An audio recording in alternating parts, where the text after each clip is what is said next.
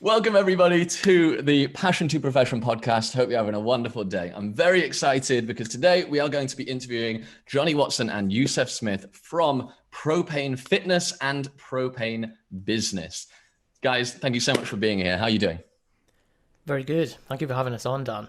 It's weird finally meeting you because I've seen hours of your adverts over time. I've been stalking you online. I'm so sorry. You just have to not click and eventually we leave you alone. It's like That, I click every time I see. I think that's the problem. The mistake I've been making.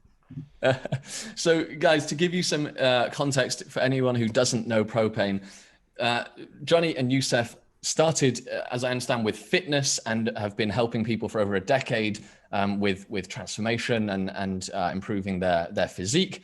And more recently, have launched Propane Business, where they've helped now over 1,000 fit pros to transition online and succeed online. And we were just talking before this, and what's really exciting is that we actually have a very similar view of the way that fit pros and experts in general should move online in terms of how they should market, what they should price things at. So you guys are going to get tons of value from this episode. Let's start with how you guys got started. Like, kick off from the beginning of Propane Fitness and how it evolved from there. Okay, so Yusuf and I went to school together and met in the school gym while he hates it when I tell this story. While Yusuf was doing squats and milk. Is that right? oh yeah, that is like a flashbulb memory for me. I don't know if you're aware of this, Dan. It's just for the audience that are uninitiated. It was a program that was flying around the internet in the kind of early 2000s for rapid muscle gain. And as Jonny says, it involves drinking a gallon of milk, which is 4.7 liters of whole milk a day, and doing 20 rep squats. So you take your 10 rep max, do 10, and then keep the bar on your back, and then just take 5 deep breaths, go for another rep, 5 deep breaths, another rep until you got 20. So you'd be vomiting quite a lot during the program. And Jonny saw me and thought, who is this weirdo? I want to start a business with him for the next Yeah, decade. I saw him. I thought I like that guy. But yeah, so we kind of met through fitness, and literally read a lot of T Nation, bodybuilding.com, and thought, well, how hard can that be? So decided to start a fitness website on blogspot.com, which was like the free template website builder of that time. This is going back like 10 years. And basically spent 5 years stumbling through expensive mistake after expensive mistake, picking up a few clients on the way. Got to the point where we both sort of, despite wanting to move into fitness full time, thought there was no money in it, frankly, initially. So did this traditional like A levels to uni, got the corporate job, both did grad schemes, and then quit and went into the online fitness world. And then here we are. So that's like Wow. potted summary of Propane Fitness. Love that. You guys have been working together a decade, so you must be very aware of each other's strengths, weaknesses, where you guys fit together. How's the dynamic work between you two? I think it's this is something we spoke about a few episodes back actually, which is that when you're working in a partnership with someone, usually it's really important that you have skills that complement each other. And so I think if you're both trying to optimize for the same thing, in the you end up kind of like stepping over each other's toes. And it kind of naturally happened where I think when you're running an online business, particularly in the situation that we are, and that you help people with yourself, Dan, is that you are single-handedly the marketing department, the accounts department, the delivery, the operations, the front end. You are everything in the tech support and the maintenance and all of that. So it's spreading yourself very thin, and I think we were very fortunate to have skills that meant that we could actually just man the fort in different areas and really double down on that. So yeah, that's definitely been something that we're lucky to have. And looking back, we wasted a lot of time by trying to figure it out on our own. And it's probably the main bit of advice that I would say is to get a coach or find someone who can help you to kind of slot these things into place. Otherwise, unless you can split yourself 5 ways, it's going to take you a long time. Nice.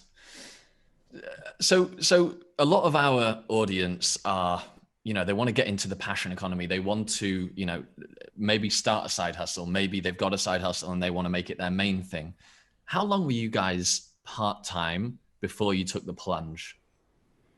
So I think like our Facebook page was started in like 2010.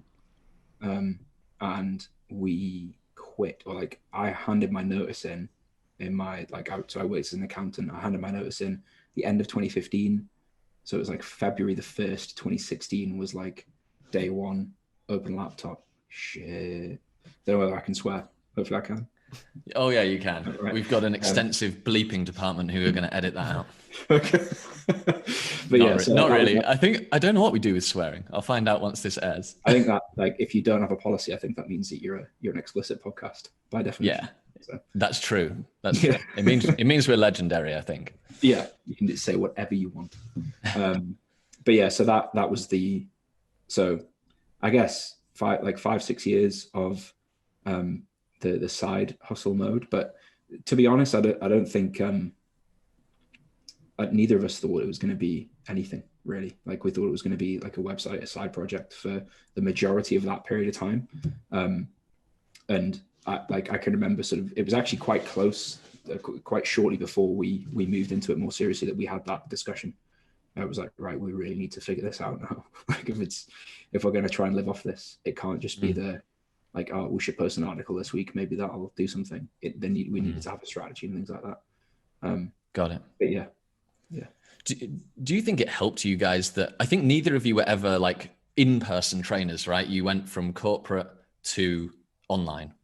Do you think that helped you guys? Because it's different skill sets, right? A lot of the time from being an online trainer.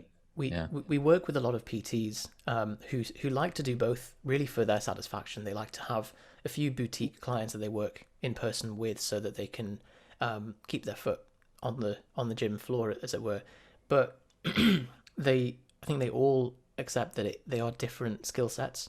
The PT skill set is being a high energy, motivating person to work with someone during that session in that window of time and to kind of open the loop for the next session. Whereas with coaching, it's very much more like you're hiring an accountant. Like it's about taking the step back and looking at the big picture strategic process and really managing someone's adherence and compliance to a program rather than the intra-session thing. And so actually that means that both PT and a coach they're not direct competitor industries, because it's very possible to have both a PT and a coach and they can be different people. As long as they communicate, obviously, otherwise you'll be pulled in 2 directions. Got it.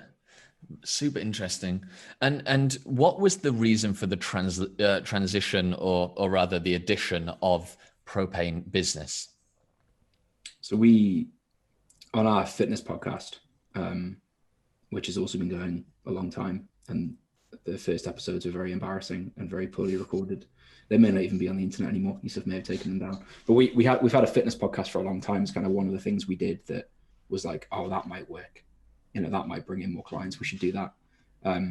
We have like Eric Helms, Menno Henselmans, Greg Knuckles, like a lot of very PT friendly names, not on purpose, just because the podcast was like an excuse to speak to people we were really fascinated by.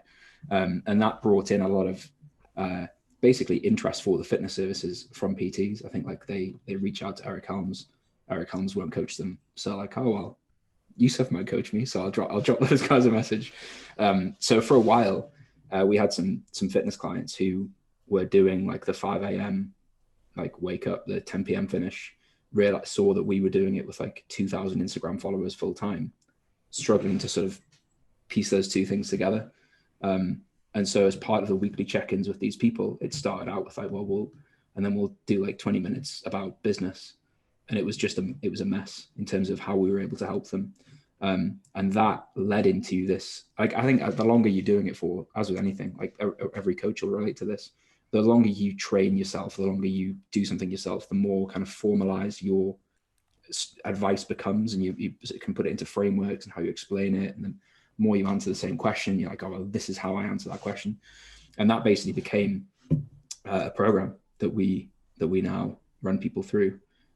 It's kind of the synthesis of 10 years in a box.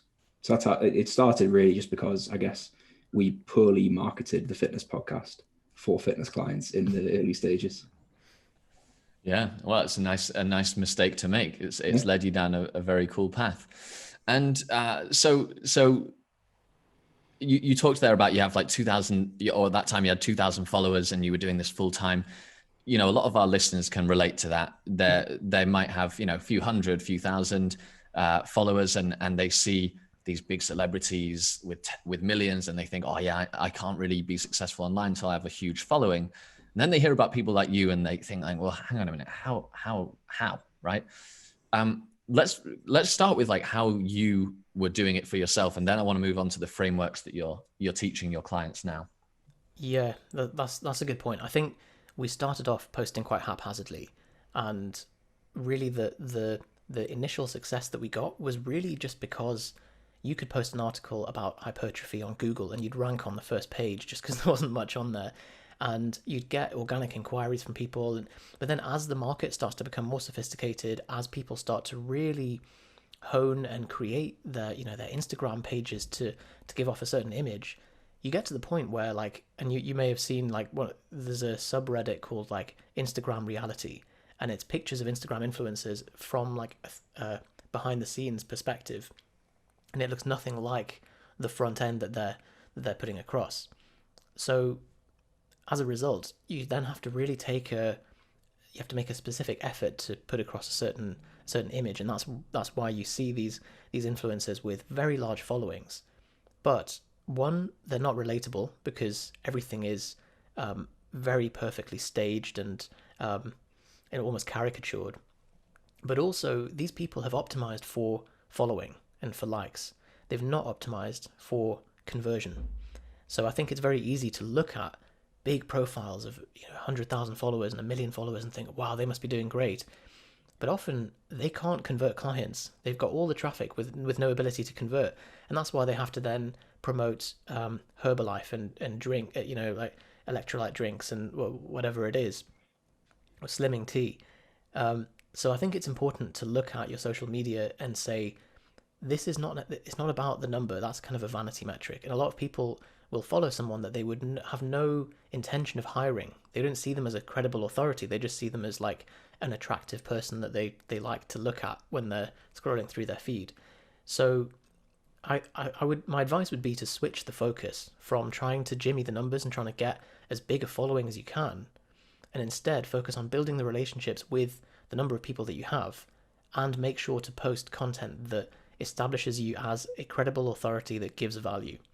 So that's why now we have a framework for social media, which is, rather than just posting, beautiful pictures of me and Jonny, because we're so beautiful, and like all the amazing food that we make, which neither of us can cook to save our lives.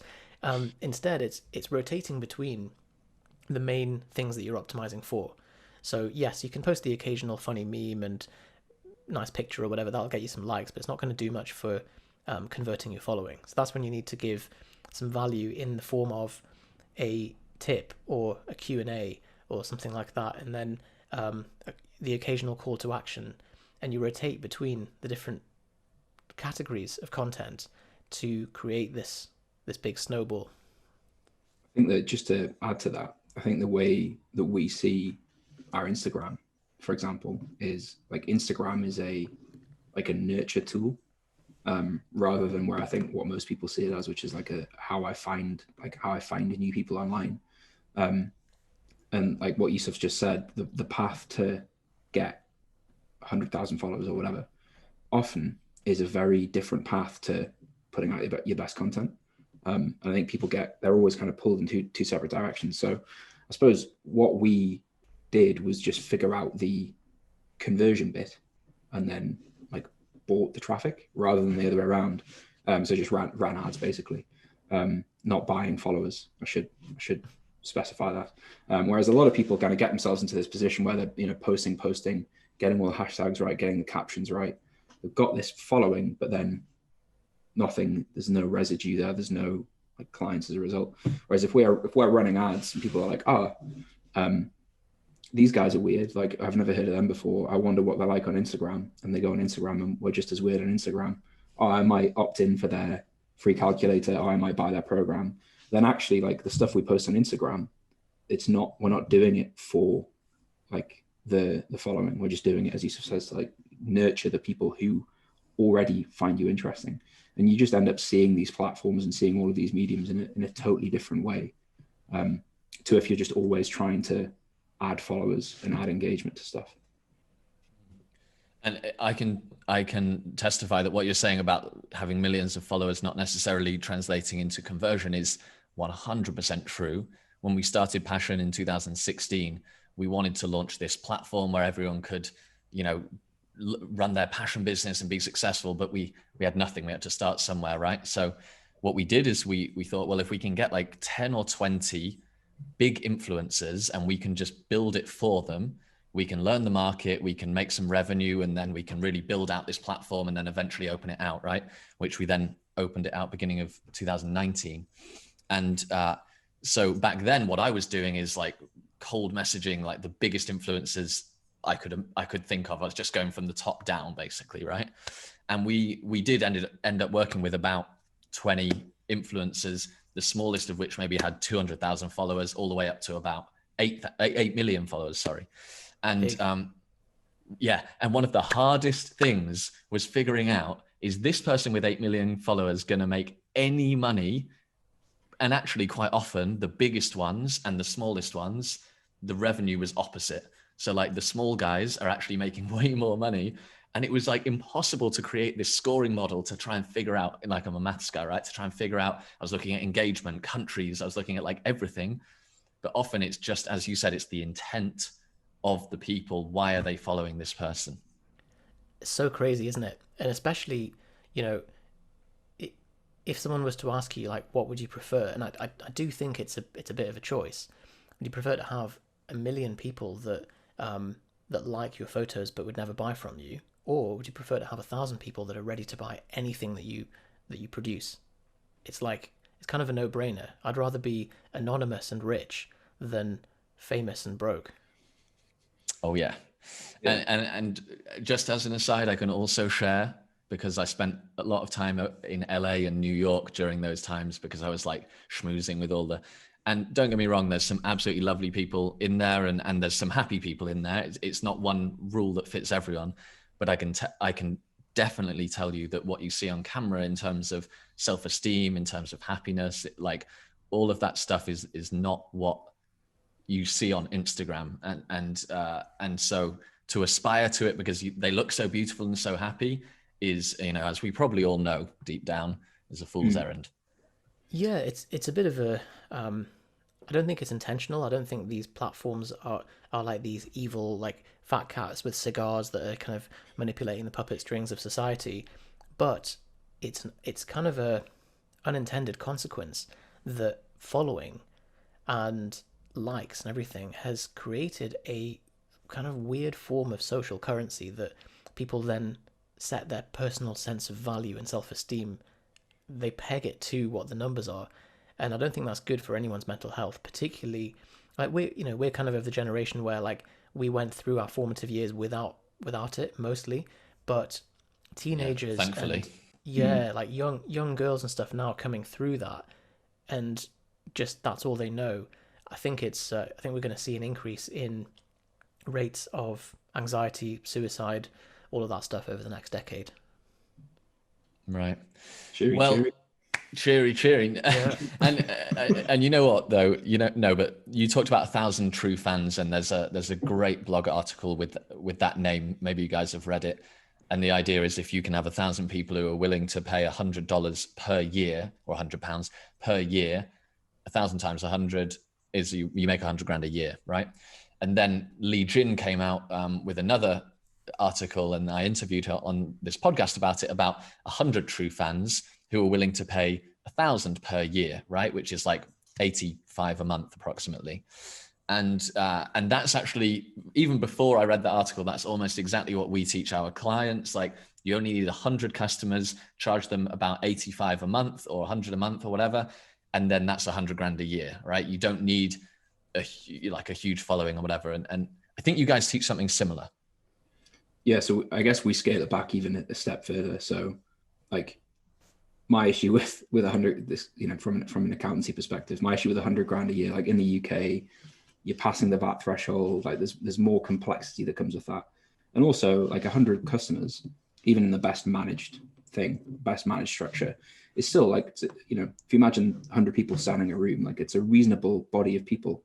And probably at some point on that journey, you're going to have to say, you know what, like, I know I'm getting up at 5 a.m. to go to my local gym to coach people, but like, I could just do this instead, especially at that volume. So we see like base camp for most people is match, like whatever you're doing net income wise offline, match that with an online model. And if you're talking like 30 people from billions of people on social media alone, that should be like, if you have something that is a viable offering to the market, like if you're solving a problem for somebody, you should be able to do that, right, without much in the way of you don't need hundreds of thousands of followers or anything like that. So that's basic for us. That is the in terms of how does a PT working offline in a part of the industry massively shift their quality of life while still working in an industry they enjoy. It's just affecting how they operate within that industry without damaging their financial situation and kind of creating options. So that would be, that's kind of the main goal we help people hit, is that. But I get, you know, if you want to go to 100 or 1,000 customers beyond that, then that's, you know, you've got to create that option, I suppose. Yeah. And maybe it's a milestone on the way, right? Exactly. Yeah, 100%. Tell me a bit about the framework or the model that you help your clients with in propane business. So I think, to give you a bit of background on this, just as to how we arrived at this, is that, and I think loads of people make this mistake, is that they do something offline, they offer some kind of service, and then to offer it online, they think, oh, well, I'll just take that and do it on the internet. And they miss out on so much of the leverage potential of the internet. And that's obviously what you help people with, Dan, to be able to really scale that beyond just their immediate town or their village. And so what we were doing was trading time for money. We would sell programs individually, and that would be like a week or a month of coaching or 3 months of coaching. And we hit the point where we were maybe getting £1,000 or £2,000 in revenue per month. And we were like, oh, this is quite time consuming now. And then revenue went up to £2,500 a month. And we would take on a couple more clients, and then we'd be like, oh, wow, we're struggling to get articles out now. And we'd take on one more client, and then that meant an hour less sleep per night. And then we just hit the point where you're running right up against the limits of your personal time, because every new client you took on is slowing the ship down. It's like all the big cogs in the wheel are just getting like slowly ground down until the whole machine comes to a stop. And so we had to learn that the hard way through being quite sleep deprived. And the thing is as well, by that point, your clients get a worse service as well. They don't get the best version of you. So we had to really take a step back, and we hired a business coach at the time who helped us kind of go up to this next level, which was doing a leveraged group coaching model. And then over time, that's evolved. We optimized it more and more until we got to the point where we're not only offering the best result for our clients, and the client satisfaction rates went up loads, but the number of hours that we were spending coaching suddenly became detached from the revenue, and we were able to scale the revenue way beyond what we previously thought we could. Love that. Well, that's the curiosity. Everyone's thinking, perfect, give me that. Less time, more money, more scalable, more customer satisfaction. Tell us, what's the framework? So on the coaching side, as Yusef says, like we were, you know, you're on your like fifth email of the evening. So we were originally doing this around 9 to 5 or like 8 till 10 p.m. jobs. And you're on like the fifth email of the evening from a client asking a variation of the same question. And you're like, and like each client gets a subsequently slightly worse, slightly more passively aggressive response.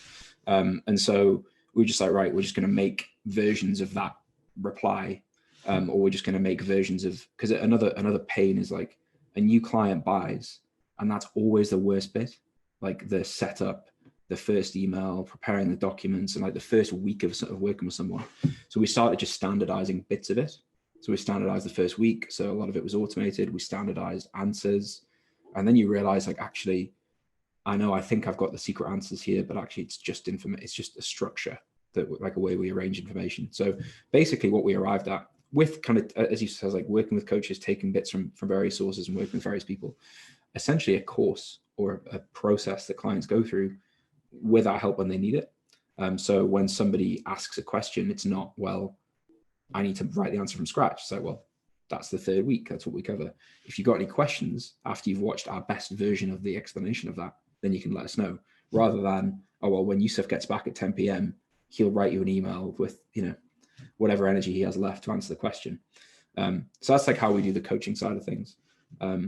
We refer to it as group coaching. Basically, the idea is you are standardizing and automating whatever can be standardized and automated, so that the things that you are doing manually have to be done manually, like the truly custom sides of coaching, right? Which is where, I suppose that's where like your best work is anyway, right? In the stuff that only you can do. And then on the sales side, I suppose it's attacking the same problem, which was, we were originally taught, he's like, I can't remember what they were called, discovery.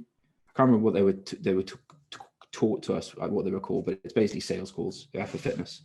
And you run into the same problem where the more demand you get, the more sales calls you do, the less time you have for coaching, the less time you have to write articles, you can't record your podcasts, all those sorts of things.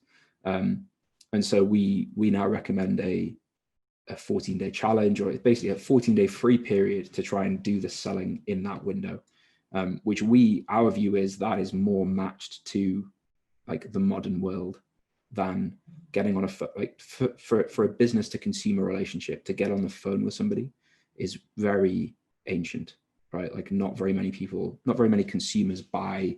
They're not like ringing people to buy their Christmas presents over the phone in time for Christmas, right? It's an instant transaction that if it's in budget, people buy it. So we teach that, and that's kind of attacking the same problem, which is how do you achieve the same thing without directly selling your time, without directly eating into your time. Love that. So let's tackle each section individually, because that's going to add a ton of value to anyone who's either already in this game or is thinking about jumping into it. Let's first talk about delivery and then sales marketing.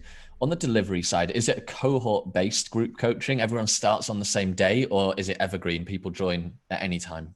You can do both, but it depends on what's the result that you're getting for your client, and what niche is it. So we work with some coaches that do rugby coaching, for example, or fitness prep for rugby. And so that's going to be seasonal. So that's where there's some kind of organic reason for why it would start on a certain day, and there'd be, kind of a global periodization where everyone's going through the same thing. If you're working with like 80s bro bodybuilders and everyone's bulking in winter and cutting in summer, then yeah, you push your fat loss program in the summer or just pre-summer, and vice versa.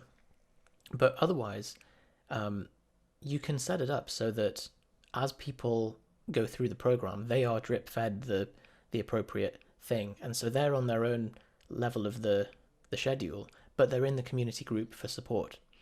Now, the only time we would do cohort based is in what Jonny described there as the 14-day challenge, or the 5-day challenge, or the 21, where you launch on a certain day.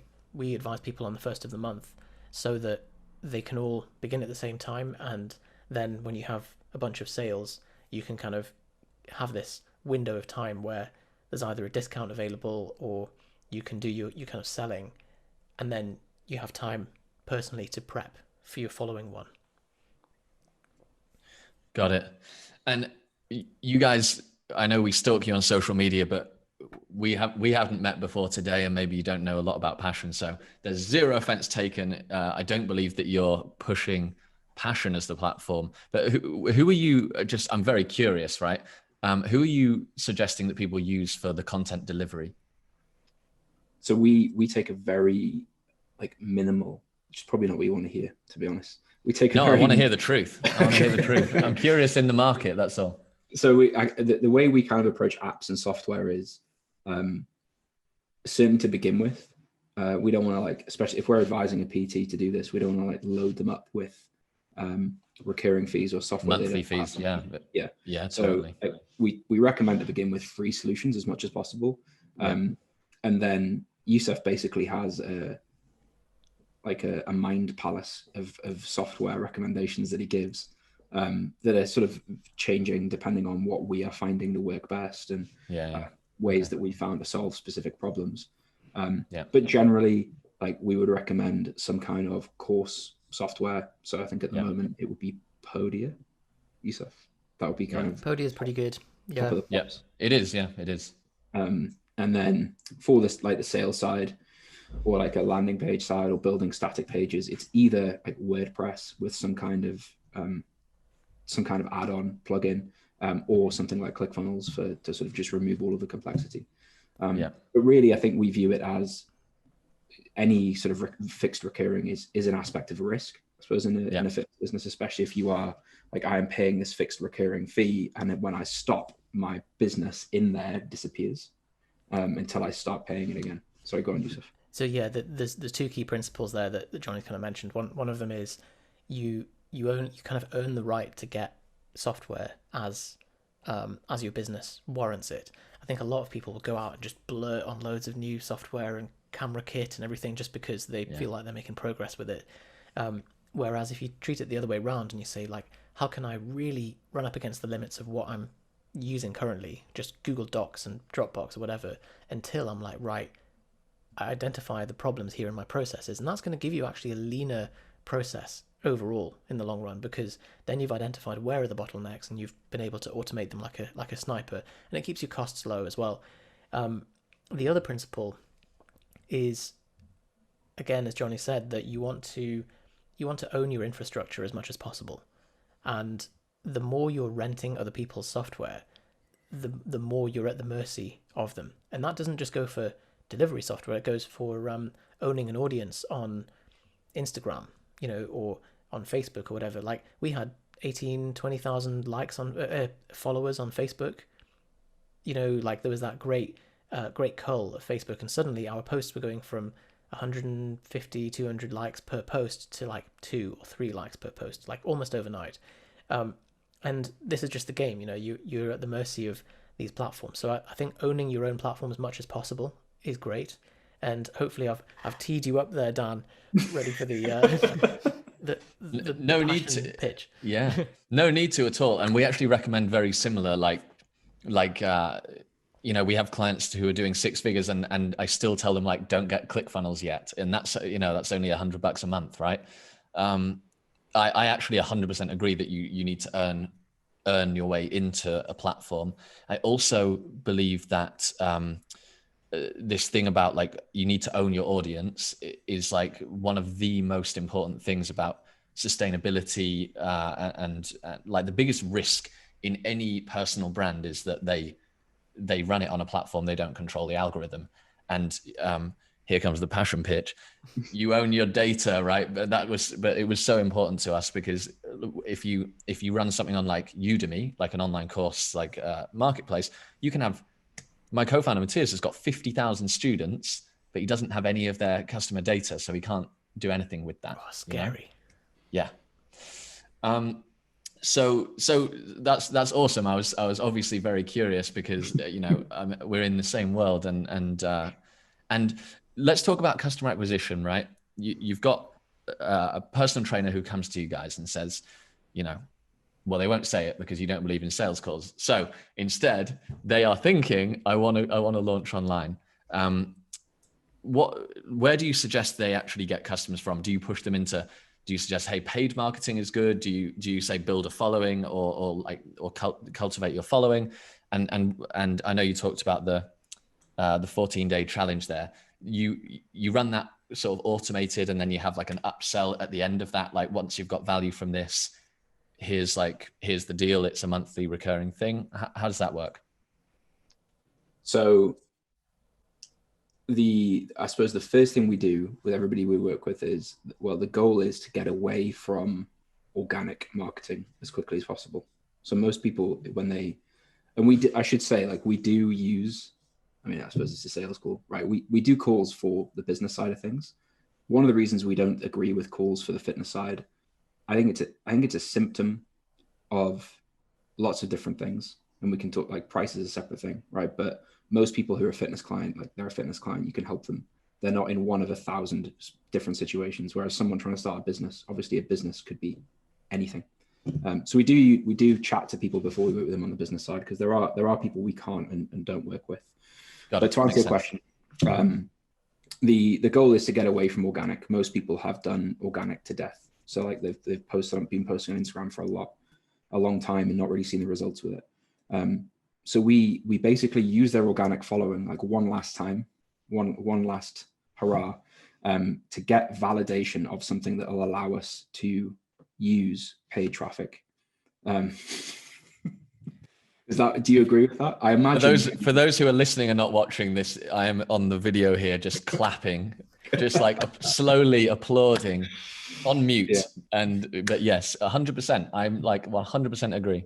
You agree? Cool. Yeah. So, and that is the 14-day challenge. So the 14 days, like, is built as a sales funnel chunked down into bite-sized chunks for a fitness consumer, right? So they're not going to sit and watch a 90-minute webinar. They're not going to sit and go through, like, press exactly the right buttons on your messenger bot automation, right? They just want to lose a little bit of weight for Ibiza in May, and they've tried stuff in the past and it hasn't quite worked, and they're feeling a bit annoyed about it. So 14 days is kind of a blend of value and selling, positioning your service. And at the end of it, the idea is, if you got to day 13 and went, like, right, I'm off, see you later, people would be like, whoa, like, is there not, I thought there'd be a something else, right? You're almost creating this sort of, people are anticipating the next thing. So then we would move that into transitioning and selling usually a fixed period of time, so 6 to 12 week program. The goal of that is to get the initial result. Obviously, that money is your front end sale. That then becomes your ad budget if you want to run it aggressively and you want to just break even on your ad cost, which you can do. And that filters into some kind of recurring monthly thing, which is ultimately where we think, in a business like this, is where the majority of the profit is. So delivering a really good service, getting people to stay for years, it's far easier to keep a customer than it is to acquire a new one. So running this kind of long-term recurring model. And you can either, as Yusef said, like, you have these challenges that you run at times in the year. It's almost like I want to top up 10 clients, 20 clients. Or you can move that towards being automated and running all of the time. But I think we had 18,000 likes on our Facebook page and it vanished. I think Instagram, people are saying the algorithm's changing. Maybe it'll do exactly the same thing. Maybe it won't. It'll just be basically moving from silo to silo as the platforms change. But as long as someone will accept your money to, like, appear on TV or the radio or Twitter or, like, whatever platform takes money for advertising, you can make that work with a model that allows you to run ads to it and at least break even. So that's very much our philosophy. And I think without ads, like, we aren't exactly Instagram influencers. Like, Yusef does the odd, like, naked photo, like, promo for his fitness tees and stuff, but I'm joking. Just a little bum selfie in the mirror of the gym and stuff. But yeah, we've basically relied on ads to get kind of the traction and the email list we've got and that sort of thing. Yeah, I mean, this is like either we're living parallel lives or you guys have just been ripping us off on the side. Maybe you've been ripping us off because we've been doing this for 10 years. So. True. And I'm just playing real dumb. That would be smart, huh? But I 100% agree. And if someone's listening who doesn't know our process, it's very similar. we call it the Expert Unleashed Challenge. That's like our challenge. It's 30 days long. It shows you how to do what Jonny just said they recommend in the beginning, which is use your organic following to generate your first 5 to 15 clients. People generate usually between about 1,000 and 10,000 in revenue. And then they take that as the revenue's great and the clients are great, but really it's about validation that your idea that you think people are going to want to go for actually do go for that, right? And what sometimes people say to me after that, we get them to launch after 14 days, and they say to me, "Oh, Dan, it didn't work. Like, what should I do?" I was like, "Well, that's awesome, right? Imagine if you would have invested 6 months building that thing and then found out it didn't work. Like 2 weeks to find out your idea doesn't work is like the biggest gift you can get." So, and then we show people how to move on to paid. The one thing that I'm not yet clear on though, for you guys is, let's say you help people move also into running ads to get their message out in front of strangers, and you show them how to sort of break even on the front end, which is exactly what we suggest as well. But are they running ads to a 14-day challenge, or are they running ads to a different process? They will be running ads to a 14-day challenge once it's converted. Yes, exactly. Once it's proven. So they just have that sort of ad spend gap that they have to sort of hold their nerve to make sure that if they spend, a couple of thousand, that it's really is going to convert. Well, so ideally someone uses like their burnt out, sick and tired organic audience that's sick of hearing discovery call. Yeah. And so it's like, how about 14 days for free? Everyone's like, "Oh, 14 days for free, that's new." So that's for the first launch, right? Yeah, ideally it's organic. It's not organic for everybody, but ideally it is. But I mean, after that, once they've done that, and then they're moving into ads. Well, so in the organic launch, we're basically creating an ad budget. So we're creating like a first round. Okay, then they take that. Got it. They take that money. They take 100% of it, or a percentage of it. We work out, well, I got 100 leads. I made 6 sales. I got a 6% conversion. I've got a rough earning per lead. Like we perform some calculations to like, well, it's probably performed quite as well with cold. So people are going into launching their first ads by having some data, some KPIs to work with, a little bit of a buffer in terms of, well, my challenge has already worked. And I think most importantly, it's not this like fingers crossed, like, shit, I really hope this works. It's like, well, at least the last time I did this, it worked. So it's unlikely to totally flop unless I make some ad-based mistakes. So that's the sequence. So like organic launch leads into running ads to a something that's already been validated. Makes sense. Now, when we promoted this podcast, we promised the world lots of insights on sales, and I think we've already delivered, which is very exciting. For you guys, when you do chat to people before they come into your propane business, right? And currently we're pretty much showing people the same thing. So we do suggest a strategy call, and different things work for different people. It's working for many of our clients. So it's just a different approach, right? But for you guys running, I guess you're maybe running ad spend for propane business as well, and then people are coming to these calls. What are your key learnings about how to deal with those calls, or things to cover to make sure you're getting the right people in and it's working? Yeah, so I think even in the question they said making sure you get the right people in. I think that's the most important thing. It's not to get on the phone with someone who is not interested in working with you. A lot of people think that sales calls is some kind of black magic where you can like drag someone over the line who wasn't interested in buying in the first place. And if someone's not willing to buy, there's no Darren Brownery that's going to get them to buy from you. And even if you knew some secret NLP tips that could do that, all you're going to do is create a regret customer. What we want to do is get someone on the phone who is already interested in working with us from the nurturing that our content has done. And we're very overt about this as well. Even in our business podcast, we're saying like, look, we're giving away all this content so that you see that we're credible. We see that we can help you. And when you're ready, hop on the phone and we'll get started. So yes, of course, we'll be missing out on some false negatives, on some people who didn't want to get on the call but were interested in buying. But that's fine. We'd rather that than spend lots of time on the phone trying to convince people who aren't ready to buy. And I think this is the key. thing, really. So, and it's a two-way thing as well, that because, as Jonny said, a business-to-business offering is complicated. It's not a one-size-fits-all thing. And so quite often we'll get people on the phone who are like, yeah, I want to sign up today. We had someone this morning who was like, right, can you help me? I do this. And we had to say, like, sorry, it's not actually something that we can help with. So it's a two-way thing to be like, is this going to be a good fit, and can we get this person the result? And I think if your North Star is always, can I get a good result for somebody, and everything else works backward from there, then you're going to do well as a business, because you're getting more referrals, you get happy clients, you get people that stay on. So I think making the shift from the way that a lot of people coach sales calls, which is like, you got to try and close the client at all costs and blah, blah, blah. And like all that happens there is that if you close someone who's not a good fit, you're then stuck with someone's cash and now having an obligation to them to try and get them a result that you can't deliver. So that's the way that we approach it. That makes sense. Now imagine that, I mean, there's also an area between nightmare client, dream client who's like waving their credit card at you. There are also clients who you can help who, can't see that yet, or like are struggling with confidence or whatever it might be, right? So how do you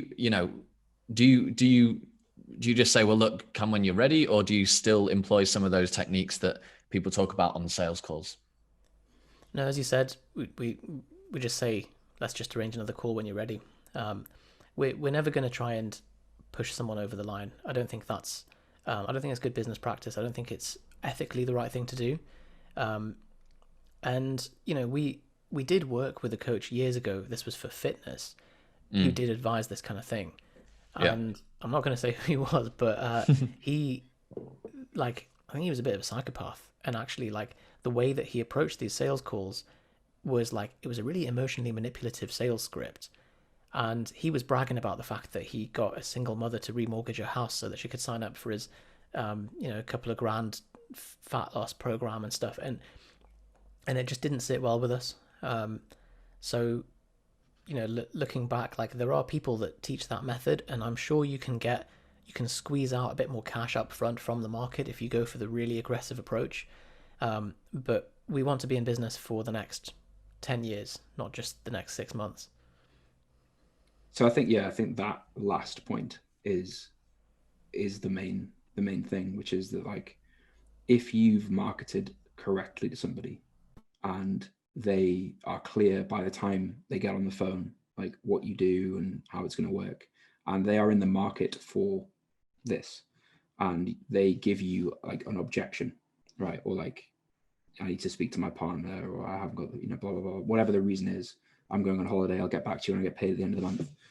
And you take that as, I know, like, the script said this to do this. And you try and push that person into making a decision that they wouldn't have arrived at on their own. The chances are that, like, they were uncomfortable when they made the decision, which means they're more likely to refund, which means you've started off this service experience for this person on a weird footing, right? They already feel like, well, I'm not completely at ease here, and I've got to spend 12 weeks taking advice from this person, maybe sending like photos, like topless photos to this person. I've never done that before, like, it's weird, right? So if, as Yusef says, like, if someone isn't quite ready and you've done the right things from a marketing perspective, sometimes just saying, you know what, like, take your time, it's all right, making the person feel at ease, and they come back, right? And they come back and they make the decision when they are ready. And that's part of that's like tactically, it's a conversation about remarketing and all that sort of stuff and how you get that to happen. But we'd rather that somebody came to us and worked with us when they were comfortable to do so, than we made a like short-term cash-based decision, which damages the brand and damages relationships, because that's stuff that you can't like buy back, right? Like, you can't, someone says, oh, I bought from those Propane guys, but it was a bit like, Jonny made me cry and I didn't really want to sign up with them and all that sort of stuff. It's something that you can't undo. Whereas if you make someone feel at ease about it and they're investing in something for the right reason, I think overall that the impact is more than the cash or the revenue from a business perspective. Yeah, couldn't agree more. One of our clients actually asked me the other day, like, how do I know if someone's a good fit, right? Because I shared pretty much what you guys said a moment ago about, like, really it's about getting the right people in. And we have like a mastermind program where we actually speak to people on the phone. If they just join the software, we don't, but if they want to join the like higher ticket thing, then we do. And I also I was doing those calls. Now we've got someone doing them, but we often turn people away for that exact reason. And it's like, I actually think it's very simple knowing whether to bring them in or not. And that's simply, can you get them to where they want to go, basically, right? If yes, then they're right. And if no, then it's really not going to be a comfortable experience if you twist their arm into it. Yeah. And I think most coaches struggle with a financial objection. Like, I can't afford it or whatever. If that is true, like, you cannot objection handle someone not having the money unless you're going to try and get them to do something to sort of stopgap that and put it on a credit card or whatever. So I think it's closing the people who can be closed by methods that are not pushy, right? It's by understanding that someone sees why they're paying for it, why that's the right thing, why you're the coach for them. And a lot of that, to be honest, is done pre-conversation, which is why we can get the 14 days to work without a call, right? It's because it's not, someone doesn't have to get on the phone with someone and for someone to say, like, you've got to buy on the phone, otherwise the discount goes away, right? If that's the reason someone's buying, they're not buying for the right reason, really, when it comes to buying a service. So if they see why it's worth the money and they see the value and they are the right person, you can help them, it's probably going to work. 100% agree. Guys, you've given so much value and I really, really appreciate it. And I know that the listeners, the viewers are going to just love this as well. If people want to learn more about Propane, either fitness or business, where can they go? Nowhere, apparently. They don't have a website anymore, guys. They actually just went out of business. You won't be able to find us anywhere. So the best places are if you just search Propane Fitness on any of the channels. So particularly Instagram, Twitter, and YouTube. And that's where you can access both the fitness and the business content. If you want to see our websites as well, where we host our podcasts, then you can search on Spotify and iTunes as well for Propane Fitness and Propane Business. Websites, propanefitness.com. Business website, propane-business.com. We tried to get Propane Business one word, and the guy wanted 36 grand for it, so we were like, that's too many grands, I would say. Too many grands, so we just put a dash in. Yeah, for like $4.99 off GoDaddy, right? Yeah, exactly. And we have like we'll give your listeners like a free training as well. Nice. If they want that. I do, absolutely. Where can they find it? I guess we'll do propanefitness.com/passion. Oh yeah, that's good.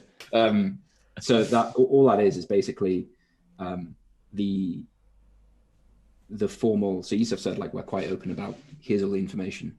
It really is all the information. So it's 14-day challenge, how that works, group coaching, how that works, how it all syncs together, the numbers, the ads, how the whole thing works, basically. So if someone is just looking to get started, that is as much as we can possibly give away for free. That's awesome. I mean, now I will be copying you guys. You got the information. Well, it seems like we are all brothers from another mother anyway, in terms of spirits on the same level with where our approaches are. So it's almost as if there are some fundamental principles in business and marketing that just work regardless of our form and changing market circumstance. Who'd have thought? Absolutely. Guys, is there anything else that our listeners, viewers should know before we finish up? It's been a pleasure, Dan. Thank you for having us on. It has. Thank you, Yusef. Thank you, Jonny. You guys are awesome. And thank you, everyone, for listening or for watching the Passion to Profession podcast. Have a wonderful day, guys, and I'll see you soon.